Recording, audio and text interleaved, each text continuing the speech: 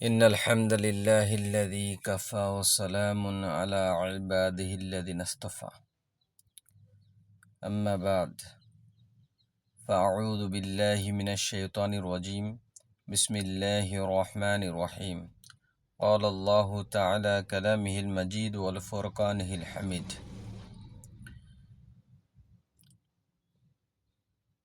أعوذ بالله من الشيطان الرجيم إن الذين قالوا ربنا الله ثم استقاموا تتنزل عليهم الملائكة ألا تخافوا ولا تحزنوا وأبشروا بالجنة التي كنتم توعدون نحن أولياؤكم في الحياة الدنيا وفي الآخرة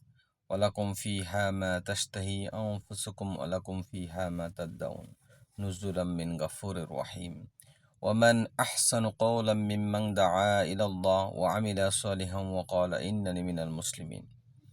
صدق الله العظيم قال النبي صلى الله عليه وسلم جددوا إيمانكم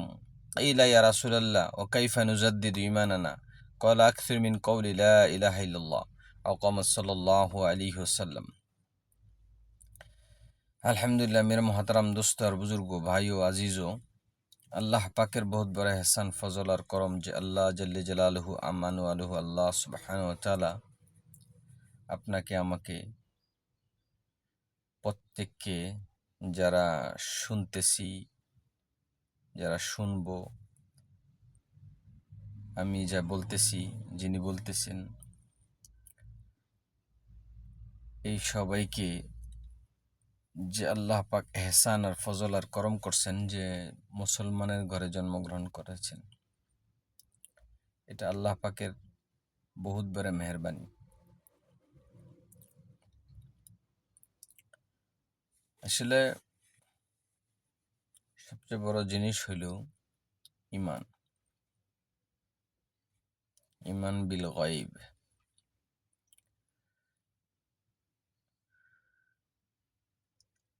ঈমান ব্যতীত কোনো নেক আমল কোনো আমলই আল্লাহ জাল্লে জালালুহু আম্মানু আল্লাহ সুবহানাহু ওয়া তাআলার কাছে গ্রহণযোগ্য নয়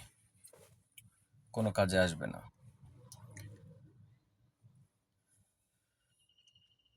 ঈমান থাকার পরেও যদি নেক আমল করে কিন্তু আল্লাহর জন্য না হয় কোনো কাজে আসবে না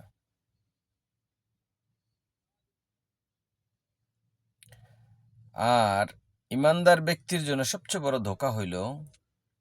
নেক আমল করার পরে স্যাটিসফাইড হওয়া মানে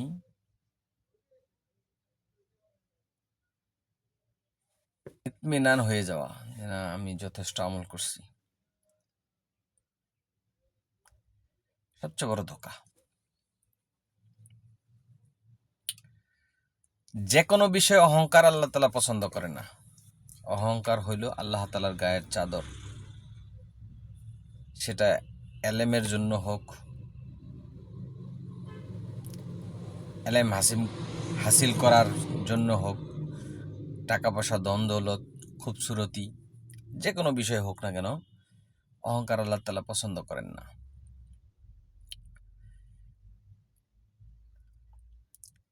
আর সবচেয়ে বড় ধোঁকা এটা দুনিয়ার সাথে দিল লাগানো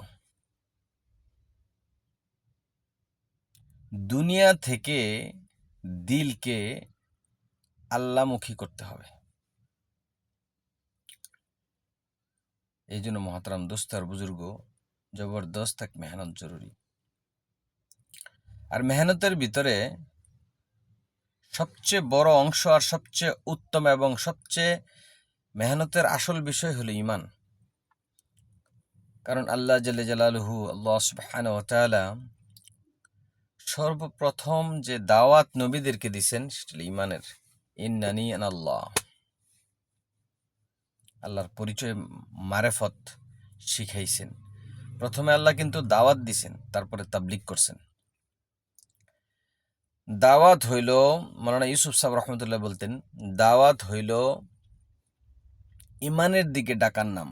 আর তাবলীগ হইল আমলের দিকে ডাকার নাম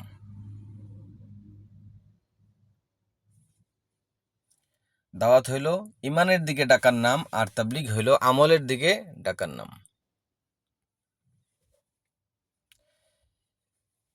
তো আল্লাহ প্রথমে কি করছেন? দাওয়াত দিছেন, ইন্নানি আনাল্লাহ, আমি একমাত্র আল্লাহ, লা ইলাহা ইল্লা আনা, আমি ব্যতীত কোনো রব নাই, পালনেওয়ালা নাই। ফা'বুদনি, এখন হচ্ছে তাবলিগ, আমলের দিকে ডাকছেন কি? আমার ইবাদত করো, ফা'বুদনি, আমার ইবাদত করো, ওয়াকিমুস সালাতা লিযিকরি। এই জন্য মুহতারাম দুস্সার বুজুর্গ, যখন মানুষ দাওয়াত দিবে, ইমানওয়ালা দাওয়াত দিবে, জাদ্দিদু ঈমানাকুম, ইমানের দাওয়াত দিবে, তো ইমান তার ভিতরে ইমান বিল গায়েব পয়দা হবে। জি ইনশাল্লাহ, আজান হয়ে গেছে, ইনশাল্লাহ পরবর্তীতে আবার কথা হবে। জাযাকুমুল্লাহ খায়ের। আসসালামু আলাইকুম ওয়া রাহমাতুল্লাহি ওয়া বারাকাতুহু।